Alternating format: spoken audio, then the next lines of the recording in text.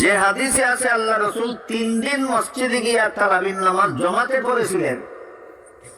সেই হাদিসে রাসূল তারাবির নামাজ কত রাকাত পড়েছিলেন রাকাতের সংখ্যা উল্লেখ নাই। একটু আগে যে বললাম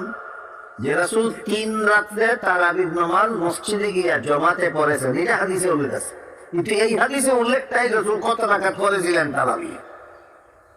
অন্য একটা হাদিসে উল্লেখ আছে, যেই হাদিসটা পৃথিবী বিখ্যাত হাদিসের কিতাব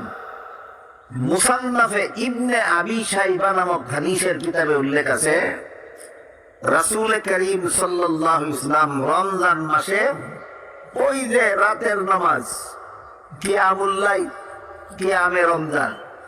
রমজান মাসে আল্লাহ রসুল এশা এবং ফজরের মধ্যবর্তী সময়ে যে নামাজগুলি পড়তেন,